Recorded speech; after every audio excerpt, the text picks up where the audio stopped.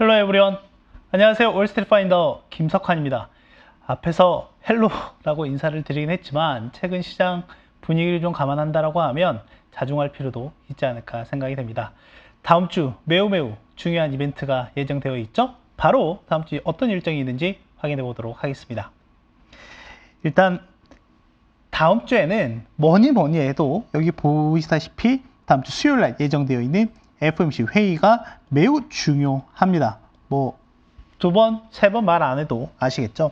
물론 전체적으로 경제지표 일정 중에서 미국의 주택시장과 관련한 지표들이 발표가 되기도 하지만 일단 다음 주에 모든 시장 참여자들이 집중할 이벤트는 바로 FOMC 회의이고, 그리고 그 FOMC 회의가 끝난 이후에 예정되어 있는 파월 의장의 기자회견이다라고 보시면 될 것 같아요.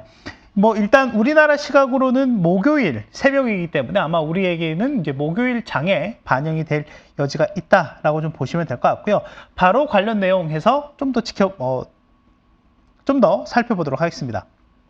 일단 9월 FOMC 회의에서 얼마나 올릴까가 매우 중요한 포인트이거든요. 원래 8월 소비자 물가 지수가 발표되기 전까지만 하더라도 50bp 올리네 또는 75bp 올리네 이런 내용들이 왈가왈부했었는데 8월 소비자 물가 지수가 발표가 된 이후에 시장의 분위기가 완전히 바뀌었습니다. 어떻게? 실제로는 1%포인트도 올릴 수 있다는 가능성이 제기가 되기 시작한 거예요. 이제 이때부터 시장은 약간 또 패닉에 또 빠진 부분이 없잖아 있었죠. 실제로 미국 3대 지수가 4~5% 가까이 급락하기도 했었고요. 이는 2020년 6월 이후에 가장 큰 낙폭이었다고 보시면 될 것 같아요. 하지만 현재 시장에서 보는 거는 일단은 대체적으로 75bp 인상에 대한 가능성이 가장 높고 지배적이다라고 보면 될 것 같습니다. 그러면 지금 현재 연준의 기준금리가 대략 2.5%이거든요. 근데 이게 75bp로 올리게 되면 3.25%까지 올라가게 되는 거죠. 그럼 여러분 올 연초에 미국의 기준금리가 얼마였죠? 0.25%였습니다. 상단이. 그러면 지난 9개월 동안 무려 3%포인트, 그러니까 우리가 보통 이제 많이 표현하는 게 300bp나 이렇게 올렸다라고 하는 거예요. 상당히 가파른 속도로 올려왔다라고 하는 거고요. 그리고 또 하나는 최근에 투자자들 또는 시장 사이에서 리스크 온, 즉 위험 자산을 적극적으로 임하는 게 아니라 리스크 오프, 안전 자산에 대한 선호 심리가 강해졌다라고 하는 거고요. 대표적인 안전 자산 미국 국채와 그리고 달러에 대한 수요가 증가하고 있더라라고 하는 겁니다. 그러면 안전 자산에 대한 수요가 늘어나게 되면 당연히 증시로 위험 자산이라고 볼 수 있는 S&P 500과 같은 증시는 부진한 흐름을 좀 보일 수밖에 없겠죠. 그런 흐름에서 봤을 때 이 두 개의 흐름과 증시의 움직임은 거의 뭐 트레이드오프 관계에 있더라라고 하는 거고요. 거의 뭐 반대로 움직이고 있는 상황이라고 보시면 될 것 같고, 특히 최근에 보시면은 미국의 2년물 국채 금리가 지금 현재 시점에서 보면 3.9% 수준까지 상당히 올라왔어요. 실제 6월 달에 저희가 한번 저점을 기록을 했었잖아요. 이 저점을 기록했을 당시 기록했던 게 대략 한 3.5%였거든요.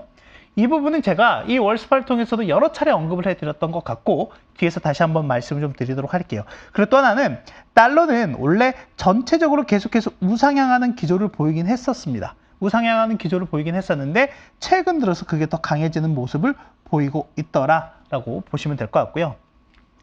이제 8월 소비자 물가가 대체 어떻게 나왔길래 시장이 좀 패닉에 빠졌었나라고 보면 일단 물가가 전체적으로 둔화가 되고 있는 거는 맞아요. 물가가 둔화되고 있는 흐름이 확인이 되고 있는 건 맞는데, 그런데 이제 문제는 뭐냐면 우리가 가격 변동성이 큰 에너지나 식품을 제외한 나머지 상품이나 서비스 단의 물가가 어떠냐를 확인할 때, 즉 근원 또는 핵심 물가 지표를 쓰거든요. 그게 바로 코어 개인 소비 지출 물가 지수라든지 또는 코어 소비자 물가 지수인데, 이번에 발표된 소비자 물가 지수에서는 어떻게 됐습니까? 이게 올라왔어요.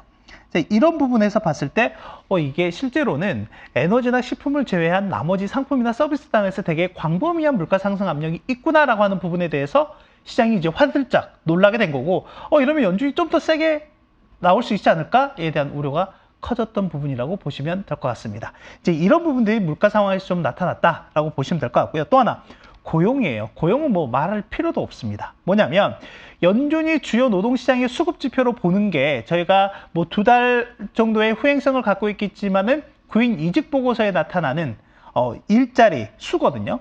실직자 1인당 일자리 수가 원래 최근 한 2, 3개월 동안 조정 국면에 있다가 여기 보시면 다시 반등 나서 거의 역대 최고 수준까지 올라와 있다. 그러니까 실직자 한 명당 2개의 일자리가 있습니다. 여러분 당장 일자리 시장에 나가면 내가 2개 중에 하나를 선택할 수 있다라는 의미예요.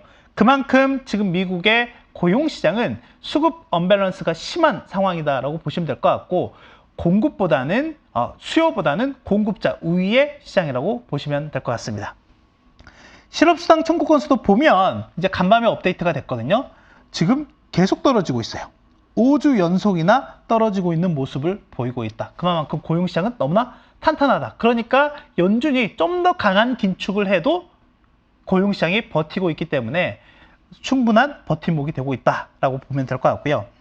그러면 이번에 또 하나 보실 거는 앞서 제가 이번에는 75bp 인상에 대한 가능성이 상당히 시장에서 높게 보고 있다라고 말씀을 좀 드렸고 그러면 앞서 2년물 국채 수익률이 지난 6월에는 3.5%였고 지금 3.9%까지 올라왔는데 그럼 이게 뭐가 달라진 거냐라고 했을 때 보시다시피 이 점도표를 통해서 우리가 그 금리의 경로 또는 예상 수준을 예상을 볼 수가 있는데 지난 3월 달에는 올 연말에 대략 1.9%를 예상을 했었고 6월 달에는 3.4%까지 왔습니다.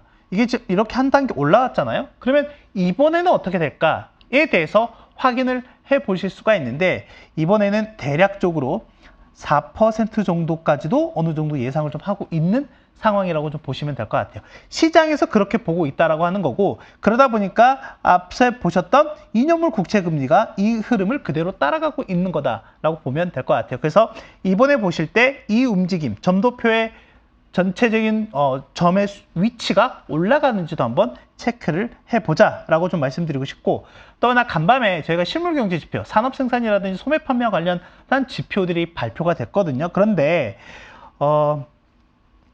뚝 떨어졌어요. 네. 이전에 1.4%였고요. 이전에 잘 나왔을 때는 2.6%까지 3분기 경제 성장률 추정치가 올라갔었는데 지금 0.5%대까지 내려왔습니다. 아시다시피 지난 1분기, 2분기, 2개 분기 연속 역성장을 한 모습이 있었죠. 그러면서 3분기도 이때까지는 상당히 좀 긍정적인 흐름들을 보였었는데 실물 지표들의 부진한 모습 속에서 3분기 경제 성장률 추정치가 뚝 떨어졌다라고 하는 것. 이러다 보니까 어떤 부분이 나왔냐면 야 이거 생각보다 경제 위축이라든지 또는 좀 더 가게 된다라고 하면 침체에 대한 이런 이슈들이 계속해서 불거지고 있는 상황이다라고 보면 될 것 같아요. 그래서 여러분들께서 이번에 보실 때 뭘 보셔야 되냐면 3, 6, 9, 12 FOMC 회의에서는 경제 전망을 요약해서 내용을 발표를 하고 있거든요. 그런 측면에서 봤을 때 크게 4가지 카테고리가 있습니다. 경제 성장률은 어떻게 될 거야? 그리고 실업률, 물가, 기준금리 이렇게 4가지 카테고리가 있는데 일단 물가는 여전히 뭐 높은 수준으로 예상을 좀 하고 있는 상황에서 향후에 경제 성장률의 전망치를 얼마만큼 낮출지 그리고 실업률 전망치를 얼마만큼 높일지 그리고 또 하나 앞에서도 말씀드리겠지만 이 기준금리 수준을 얼마까지 높일지 이 부분을 여러분들께서 잘 체크하고 보셔야 된다라고 말씀드리고 싶고 마지막으로 파월 의장의 기자회견에서 나오는 코멘트 또는 기자들과 질문을 주고받는 과정에서 나오는 코멘트가 매우 중요할 것 같습니다. 그 부분을 제가 다음 주에 한 번 더 정리를 해드리도록 할게요. 자, 정리하겠습니다. 다음 주는 딱 한 가지만 보시면 됩니다. 바로 FOMC 회의이고요. 그 관전 포인트 아까 말씀드렸던 것처럼 3가지로 정리를 해드렸어요. 첫 번째, 금리 인상 폭을 보자. 그런데 현재 시장에서는 이 75bp 인상 가능성이 매우 지배적이다 라고 하는 거고요. 또 하나, 점도표를 통해서 여러분들께서 확인을 할 수 있는 거는 연준이 어느 정도 수준까지 금리를 올리고자 하는지에 대한 그 최종 금리의 수준을 알 수 있더라라고 하는 겁니다. 그리고 또 하나는 이 경제 전망을 통해서 경제 성장률이라든지 또는 물가라든지 또는 이 실업률 전망에 대한 변화가 어떻게 바뀌는지에 대해서 알 수 있기 때문에 이 부분들을 포인트로 해서 보시면 좋을 것 같다라고 말씀드리고 싶고, 여기에 또 하나 추가한다라고 하면 바로 이 파월 의장의 기자회견이다. 그리고 또 하나는 기자회견뿐만이 아니라 이 Q&A 받는 부분들이 있기 때문에 이 Q&A도 매우 중요하다라는 걸 말씀드리도록 할게요. 네, 오늘 관련한 내용에 대해서는 보고서를 작성해서 올렸기 때문에 여러분께서 참고해 주시면 좋을 것 같고, 관련해서 링크도 걸어드리긴 하겠지만 제가 저희 홈페이지에서 어떻게 찾을 수 있는지 좀 친절하게 알려드리도록 할게요. 저희 홈페이지의 화면을 좀 보시면, 저희 미래에셋증권 홈페이지에 들어와 보시면 여기 상단에 투자 정보라고 있어요. 이 투자 정보 위에 올려보시면 저희 리서치센터에서 작성하는 여러 가지 자료들이 나오는데, 이 중에서 밑에서 네 번째네요. 디지털 리서치. 이렇게 클릭해서 들어가시면 저희가 작성한 내용들이 여기 나와 있으니까 여기에서 여러분께서 참고해서 보시면 되겠습니다. 저는 그럼 다음 주에 뵙도록 하겠습니다. 안녕!